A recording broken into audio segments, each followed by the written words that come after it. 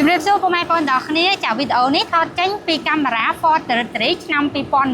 2022ចាហើយឥឡូវនេះខ្ញុំកំពុងតែនៅពីមុខរថយន្ត Ford Territory ឆ្នាំ2022នឹងតែម្ដងបងចាសម្រាប់ឡានមួយគ្រឿងនេះជាប្រភេទឡានថ្មីស្អាតចាខ្លាញ់គោម្ទឹកម្ចាស់ដើមទី1តែម្ដងបកស្កុតស៊ីនមួយជុំបងហើយបើនិយាយពីកាមេរ៉ារបស់វាគឺជាប្រភេទកាមេរ៉ា360មានមួយជុំឡានតែម្ដងបងទាំងគ្នាបើនិយាយពីភាពទំនើបរបស់វាគឺមានមកចាប់ហើយបងចាទាំងខាងក្នុងទាំងខាងក្រៅបងទាំងគ្នាចាជាពិសេសបាន Smart Key ចាបាន sensor មុខក្រោយកាមេរ៉ា360ចាហើយបើខាងក្នុងរត់តែប្រណិតទៀតបងទាំងគ្នាចាហើយសម្រាប់ផ្នែកខាងក្រោយវិញបងទាំងគ្នាមើលមកគឺស្រស់ស្អាតមែនទែនហើយភ្ជាប់មកជាមួយនឹង sensor ទាំងក្រោយចាទាំងមុខហើយសំខាន់លយត្រង់ថាកន្លែង sensor នៅពេលដែលគេវ៉ាចេញអីក៏វាលោតសញ្ញាណបលាញ់ spot នៅលើកញ្ចក់ឲ្យបងប្អូនទាំងអស់គ្នាងាយស្រួលនឹងដឹងតែម្ដងបងប្អូនទាំងអស់គ្នាហើយភិនភាគឡានវិញបងចាបកស្កុតមួយជុំស៊ីនមួយជុំឡានអត់មានប្រវត្តិបុកប៉ះស៊ីនម្ចាស់ដើមទី1ថ្មីស្អាតទឹកថ្នាំអីគឺឡើងខ្ចីញញអត់មានរបកអត់មានអីទេបងអើយស្អាតមែនទែនបានពណ៌សកម្មៃបើចាំងថ្ងៃចេះទៀតមើលមកឡើង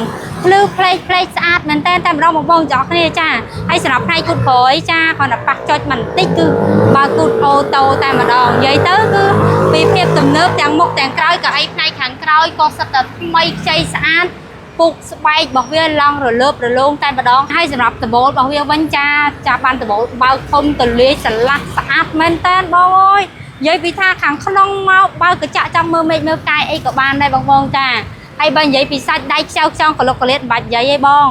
ខ្លាញ់គោឆ្នាំ2022គេទៅប្រើសាច់ដៃថ្មីស្អាតទាំងបាតជើងក្រោមវិញធានាថាជាប្រភេទឡានស្អាតអត់មានច្រេះអត់ពុកម្ចាស់ប្រើថែនៅក្នុងភ្នំពេញសាច់ដែកអត់ច្រេះពុកថ្មីស្អាតមែនតែនបងប្អូនទាំងអស់គ្នាចាហើយផ្នែកខាងក្នុងក៏ទលាយស្រឡះល្អស្អាតជាជាងដៃទ្វារក៏នៅថ្មី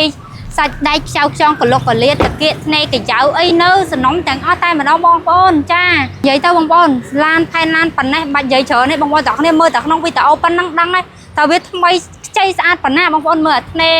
ចាផ្នែកខាងក្នុងចាមើលធ្នេកន្លែងតាប់ឡូគឺឡងថ្មីដូចឡានទៅចេញពីសូរូមតែម្ដងបងមើលប៊ូតុងគេគ្មានសឹកគ្មានដាច់ទេឡងថ្មីអាលងស្អាតមែនតែម្ដង